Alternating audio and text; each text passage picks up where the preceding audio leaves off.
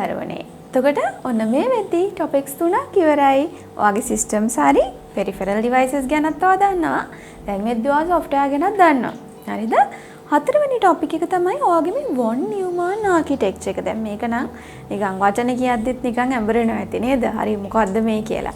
හරිම සරල දෙයක් ළමයි von Neumann architecture එකෙන් පෙන්නන්නේ ඔයාගේ කම්පියුටර් එක කොහොමද ඇතුලේ වැඩ කරන්නේ? මොනවාද මේ internal parts? දැන් ඔයා දන්නවා CPU එක තියෙනවා. input devices ටික ගැන අපි දැන් කතා කරා. output devices තිබ්බා. storage devices උත් තිබ්බා. මේ කොහොමද signal pass වෙන්නේ? කොහොමද buses through? අන්න ඒ ටික තමයි අපි මේ von Neumann architecture එකෙන් අපි කතා කරන්නේ. එතකොට von Neumann architecture ගැන වැදගත්ම දේ තමයි දරුවනේ ඔයා මේ von Neumann architecture එක තනියෙන් අඳින්න ඒ වගේම fill in the blanks આવොත් මේ components කොහෙද තියෙන්නේ කියන එක අන්න ඒ දේවල් නම් ඔයාලට මතක තියෙන්න ඕන. හරි සරල දෙයක් බලා ගන්නකෝ. මුලින්ම මම CPU එක කියන වැදගත්ම අපි කියනවා අපේ කම්පියුටර් එකේ brain එක represent කරන්න මේ විදිහට ලොකු box එකක් ඇඳ ගන්න. උඩින්ම දාගන්න CPU නැත්නම් Central Processing Unit. දැන් මම මේ අඳින diagram එක යටින් ඉඳන් උඩට අඳින්නත් පුළුවන්, හරහාට අඳින්නත් පුළුවන්. මම අඳින්නේ උඩින් ඉඳන් යටට. හරිද? ඔයා කැමති විදිහකට මේක අඳින්න පුළුවන්.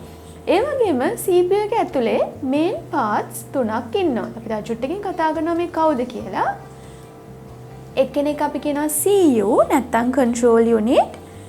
දෙවෙනි එක්කෙනා ALU arithmetic and logical unit. තුන්වෙනි එක්කෙනා අපි කියනවා MR memory registers. හරිද? right. අපි බලමුකෝ මොනවද මේ කට්ටිය කියලා මෙතනම කතා කරලා ඉවර කරගමුකෝ. CPU එක කියන්නේ ඔයාගේ කම්පියුටර් එකේ ඉන්න brain එක. හරිද? දැන් ඔයා ළමයි කොච්චර දක්ෂයෙක් වුණත් මොලයක් නැත්තම් වැඩක් නැහැ නේද? commands දෙන්න බෑ. ඔයාට කාවා හරි කෙනෙක්ව control කරන්න බෑ. මොකද ඔයාට මොලයක් නැහැ. නේද? මම මේ විහිළුවක් කරේ.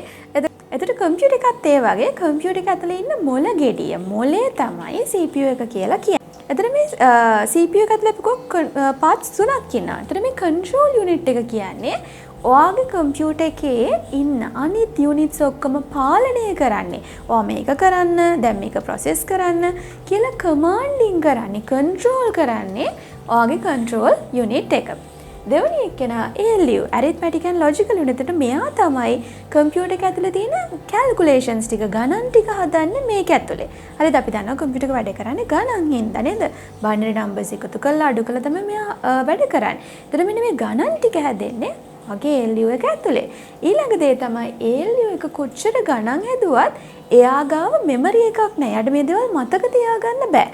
ඒක නිසා ඒවා මතක තියාගන්නේ මෙන්න මේ ඉන්න memory registers කියන පුංචි යුනිට් එක. ඉතින් ඔයාට CPU එක ගැන තවත් ඉගෙන ගන්න ඕන නම් මේක තවත් ඔයාට වැඩිදුර ඉගෙන ගන්න ඕන නම් ඔයගොල්ලෝ ගිහින් බලන්න මගේ CPU එක ගැන මම කරපු වෙන වීඩියෝස් තියෙනවා. විශේෂයෙන් grade 7 සහ මගේ grade 10 දූල පුතාලා වෙනුවෙන් කරපු වීඩියෝස් තියෙනවා. ඒ වලින් ඔයාට CPU එක ගැන මීට වඩා කරුණු ඉගෙන ගන්න පුළුවන්. හරි. ඊළඟට CPU එකත් එක්ක directly වැඩ කරන ඊළඟ එක්කෙනා තමයි අපි කියනවා අපේ PM නැත්නම් අපි කියනවා අපේ primary memory එක කියලා. හරිද? ඒතර හොඳට මතක තියාගන්න CPU එකත් එක්ක directly වැඩ කරන්න පුළුවන් memory එක කවුද කියලා අහුවොත් ඒ තමයි ඔයාගේ primary memory එක. ඒකයි යා CPU එක ළඟටම දාලා තියෙන්නේ. ඊළඟට ඊට අමතරව ඉන්නවා secondary memory එක. මම ඒකට SM කියලා දානවා. ඔයා මේ short form දාන්න බෑ. ඔයා ලියන්න ඕනේ secondary memory, primary memory කියලා long form එක ලියන්න ඕනේ. හරි මම ලේසියට දැම්මේ. එතකොට primary memory එකේ secondary memory එකේ වෙනස මොකක්ද කියලා කවුරුරි අහුවොත් මම ඉස්සෙල්ලත් කිව්වා primary memory එකට directly ඔයාගේ CPU එකත් එක්ක වැඩ කරන්න පුළුවන්. හැබැයි secondary memory එකට එහෙම බෑ. හරිද? primary memories වලින් mainly ඉගෙනගෙනත් ඇති මේ කරුණු ටික primary memory ජාති තුනක් තියෙනවා. mainly අපි කියනවා අපේ මොනවාද RAM එක, ROM එක, cache memory එක. ඔය තුනම අපි ගන්නෙ අපේ primary memories විදියට. secondary memory ගත්තොත් CD, DVD, pen drive, hard disk, blu-ray disk නේද? floppy disk, magnetic tapes මේ ඔක්කොම memory cards මේ ඔක්කොම අපි ගන්නෙ මෙන්න මේ ඉන්න අමතර secondary memory එක යටට. හරි. ඊට අමතරව මට මිස් වුණා මගේ input output devices දෙක. මම මෙතනින් දානවා input devices, මෙතනින් දාගන්නවා output devices. රෝඩ් පේනවා මම primary memory එකේ දෙපැත්තේ තමයි input devices උයි output devices උයි දාලා තියෙන්නේ. හරි. දැන් තමයි වැදගත්ම කොටස.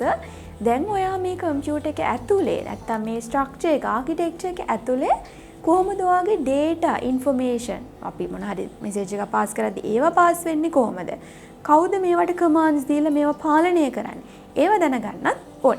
එතකොට මම මේ රතු පෑනෙන් තනි ඉරක් විදියට නේම් කරනවා control and command කියන දේවල් ටික. හරිද? the controlling and commanding ඔන්න මතක තියාගන්න තනි arrow එකකින් මම රතු පෑනෙන් දානවා. එතකොට commanding and controlling කරන්නේ CEO නේ. එයා ALU ව control කරනවා.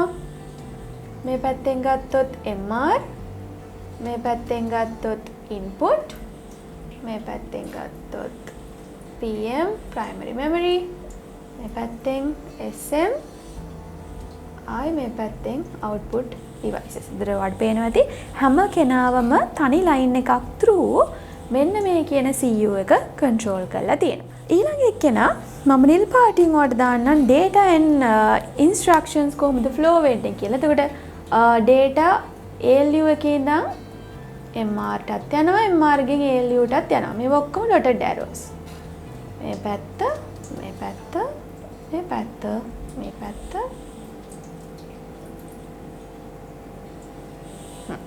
මම සරල උදාහරණයක් ඔයාලට දෙන්නද? අපි හිතමු ඔයා මොන හරි කම්පියුටර් එකේ දෙයක්, Word එකේ මොන හරි දෙයක් type කරලා ඒ දේ ඔයාලට print out එකක් ගන්න ඕන.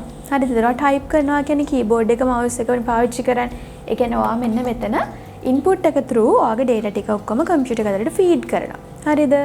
ඊළඟට මේක directly ඔයාලට පේනවා සම්බන්ධ වෙලා තියෙන්නේ arrows දෙකකින් එකක් CPU එක through ඔයාලට commands හම්බ වෙනවා. ඒ commands උත් එක්ක ඒ දැනුම ඒ මොනවාද කියන්නේ force එකත් එක්ක ඔයා ඔයාගේ data ටික feed කරනවා primary memory ට. හරිද? එකපාරට data ගිහලා CPU එකට දාන්න බෑ. මොකද CPU එක මම අර හැමතිස්සෙම කියනවා වගේ busy unit එකක්. හරි?